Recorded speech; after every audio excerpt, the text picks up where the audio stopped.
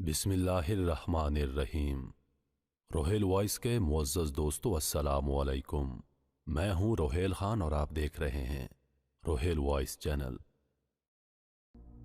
जब किसी मोमिन की वफात का वक्त करीब आता है तो अल्लाह ताला मुल्कुल मौत से फरमाते हैं, मेरे फला बंदे के पास जाओ और उसकी रूह ले आओ। मैंने उसका खुशी और गम दोनों में इम्तिहान ले लिया। वो ऐसा ही निकला जैसा मैं चाहता था। उसको ले आओ ताकि दुनिया की मुशक्कतों से उसको राहत मिल जाए। मलकुल मौत 500 फरिश्तों की जमात के साथ उसके पास आते हैं। उन सब के पास जन्नत के कफन होते हैं। उनके हाथों में रिहान के गुलदस्ते होते हैं, जिनमें हर एक में 20-20 रंग होते हैं और हर रंग में नई खुशबू होती है। हर एक सफेद रेशमी रुमाल में महकता हुआ मुश्क होता है। मलकुल मौत उसके सरहाने बैठते हैं और फरिश्ते उसको चारों तरफ से घेर लेते हैं और उसके जिस्म के हर हिस्से पर अपना हाथ रखते हैं और ये मुश्क वाला रुमाल उसकी थोड़ी के नीचे रखते हैं। जन्नत का दरवाजा उसकी निगाहों के सामने खोल देते हैं। उसके दिल को जन्नत की नई नई चीजों से बहलाया जाता है, जैसा कि बच्चे के रोने के वक्त उसके घर वाले मुख्तलिफ चीजों से उसका दिल बहलाते हैं।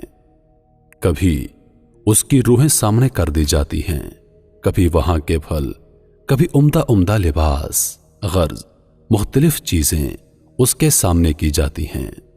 उसकी हूरें खुशी में कूदने लगती हैं। इन सब मंजरों को देखकर उसकी रूह बदन में फड़कने लगती है, जैसा कि पिंजरे में जानवर निकलने को फड़कता है। और मलकुल मौत उससे कहता है, ए मुबारक रूह, चल ऐसी बेरियों की तरफ जिसमें कांटा नहीं है, और ऐसे साए की तरफ जो निहायत गहरा और वसी है और पानी बह रहे हैं। ये चंद मंजरों की तरफ इशारा है जो कुरान पाक में सूरह वाक़िया में बयान हुए हैं। मलकुल मौत ऐसी नरमी से बात करता है जैसा कि मां अपने बच्चे से बात करती है, क्योंकि उसको यह बात मालूम होती है कि ये रूह अल्लाह पाक के हां मुकर्रब है। वो उस रूह के साथ लुत्फ से पेश आता है ताकि अल्लाह ताला उस फरिश्ते से खुश हों। वो रूह बदन में से ऐसी सहूलत से निकलती है जैसा कि आटे में से बाल निकल जाता है। जब रूह निकलती है तो सब फरिश्ते उसको सलाम करते हैं और जन्नत में दाखिल होने की बशारत देते हैं। जब वो रूह बदन से जुदा होती है तो वो बदन से कहती है, अल्लाह ताला तुझको जज़ाए खैर दे, तो अल्लाह की बंदगी और इताअत में जल्दी करने वाला था, उसकी नाफरमानी में सुस्ती करने वाला था। तुझे आज का दिन मुबारक हो, तूने खुद भी अजाब से निजात पाई और मुझे भी अजाब से निजात दी। और यही मजमून बदन रुखसत के वक्त रूह से कहता है। उसकी जुदाई पर जमीन के वो हिस्से रोते हैं जिन पर वो अक्सर इबादत किया करता था। आसमान के वो दरवाजे रोते हैं जिनसे उसके आमाल ऊपर जाया करते थे और जिनसे उसका रिज़्क़ उतरा करता था। उसके बाद वो 500 फरिश्ते मैयत के पास जमा हो जाते हैं और जब नहलाने वाले उसको करवट देते हैं तो वो फरिश्ते फौरन उसको करवट देने लगते हैं, और जब वो कफन पहनाते हैं तो उससे पहले वो फौरन अपना लाया हुआ कफन पहना देते हैं। जब वो खुशबू मलते हैं तो फरिश्ते उनसे पहले अपनी लाई हुई खुशबू मल देते हैं। इसके बाद वो उसके दरवाजे से कब्र तक दोनों जानब कतार लगाकर खड़े हो जाते हैं और उसके जनाजे का दुआ और इस्तग़फ़ार के साथ इस्तकबाल करते हैं। यह सारा मंजर देखकर शैतान इस कदर जोर से रोता है कि उसकी हड्डियां टूटने लगती हैं और वो अपने लश्करों से कहता है, तुम्हारा सत्यानाश हो जाए, ये तुमसे किस तरह छूट गया। उसका लश्कर कहता है, ये मासूम था। उसके बाद जब मलकुल मौत उसकी रूह लेकर ऊपर जाते हैं तो हजरत जिब्रील अलैहिस्सलाम 70,000 फरिश्तों के साथ उसका इस्तकबाल करते हैं। ये फरिश्ते اس کو اللہ تعالیٰ کی طرف سے بشارتیں دیتے ہیں۔ اس کے بعد جب ملک الموت اس کو عرش تک لے جاتے ہیں تو وہاں پہنچ کر وہ روح سجدے میں گر جاتی ہے۔ اللہ تعالیٰ کا ارشاد ہوتا ہے، میرے بندے کی روح کو سلامتی والی جگہ پہنچا دو۔ جب اس کی نعش قبر میں رکھی جاتی ہے تو اس کی نماز اس کے دائیں طرف آ کر کھڑی ہو جاتی ہے، روزہ بائیں طرف کھڑا ہوتا ہے، قرآن پاک کی تلاوت اور اللہ کا ذکر اس کے سر کی طرف کھڑا ہو جاتا ہے، اور نماز کی طرف جو قدم چلے ہوتے ہیں وہ پاؤں کی طرف کھڑے ہو جاتے ہیں، اور مصیبتوں اور گناہوں سے صبر کرنے پر اس کا صبر قبر کے ایک جانب کھڑا ہو جاتا ہے۔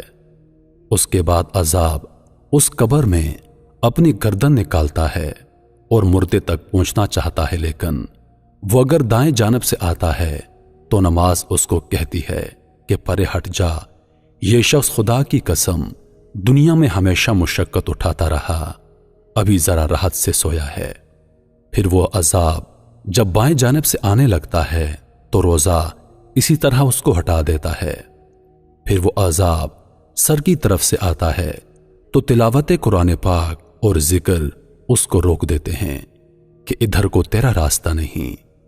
غرض یہ کہ وہ عذاب جس جانب سے آنا چاہتا ہے اس کو راستہ نہیں ملتا، اس لیے کہ اللہ کے نیک لوگوں کو ہر جانب سے عبادتوں نے گھیر رکھا ہوتا ہے۔ وہ عذاب عاجز ہو کر واپس چلا جاتا ہے۔ اس کے بعد صبر جو ایک کونے میں کھڑا تھا ان عبادتوں سے کہتا ہے، میں اس انتظار میں تھا کہ اگر کسی جانب سے کسی قسم کی کمزوری ہو جائے تو میں اس جانب سے مزاحمت کروں گا، مگر اللہ کا شکر کہ تم نے مل کر اس عذاب کو رفع کر دیا۔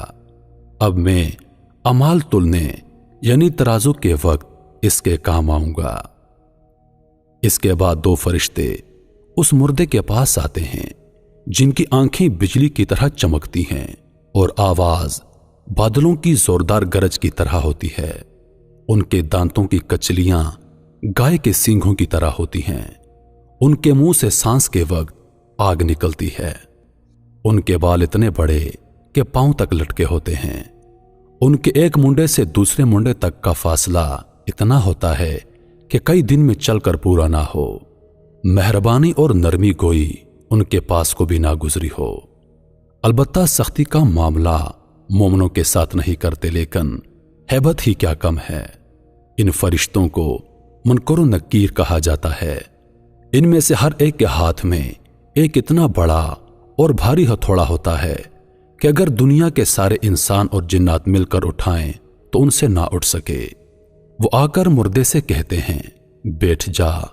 مردہ ایک دم بیٹھ جاتا ہے اور کفن اس کے سر سے نیچے سرین تک آ جاتا ہے۔ وہ سوال کرتے ہیں، تیرا رب کون ہے؟ تیرا مذہب کیا ہے؟ تیرے نبی کا نام کیا ہے؟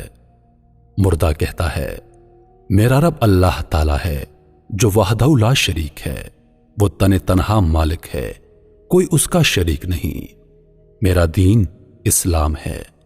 میرے نبی کا نام محمد مصطفیٰ صلی اللہ علیہ وآلہ وسلم ہے جو خاتم النبیین ہیں۔ وہ دونوں کہتے ہیں، تو نے صحیح کہا ہے۔ اس کے بعد وہ قبر کی دیواروں کو سب طرف سے ہٹا دیتے ہیں، جس سے قبر اوپر نیچے اور چاروں جانب وسیع ہو جاتی ہے۔ اس کے بعد وہ کہتے ہیں، اوپر کو سر اٹھاؤ۔ مردہ جب سر اٹھاتا ہے تو اس کو ایک دروازہ نظر آتا ہے جس میں سے جنت نظر آتی ہے۔ وہ کہتے ہیں، اے اللہ کے نیک انسان، وہ جگہ تمہارے رہنے کی ہے، اس وجہ سے کہ تم نے اللہ کی اطاعت کی۔ حضور اقدس صلی اللہ علیہ وآلہ وسلم فرماتے ہیں، قسم ہے اس پاک ذات کی جس کے قبضے میں میری جان، اس انسان کو اس وقت ایسی خوشی ہوتی ہے جو کبھی نہ لوٹے گی۔ اس کے بعد وہ فرشتے کہتے ہیں، اپنے پاؤں کی طرف دیکھو۔ وہ دیکھتا ہے تو جہنم کا دروازہ نظر آتا ہے جس سے اس کی حالت نظر آتی ہے۔ وہ فرشتے کہتے ہیں، اے اللہ کے نیک انسان، تو نے اس دروازے سے نجات پا لی۔ اس وقت بھی مردے کو اس قدر خوشی ہوتی ہے جو کبھی نہ لوٹے گی۔ اس کے بعد اس قبر میں 77 دروازے جنت کی طرف کھل جاتے ہیں، جن میں سے وہاں کی ٹھنڈی ہوائیں اور خوشبوئیں آتی رہتی ہیں، اور قیامت تک یہی منظر رہے گا۔ اللہ پاک ہم سب کو عذاب قبر سے محفوظ رکھے، اور اللہ پاک ہم سب کو سمجھنے اور نیک اعمال کرنے کی توفیق عطا فرمائے۔ آمین یا رب العالمین۔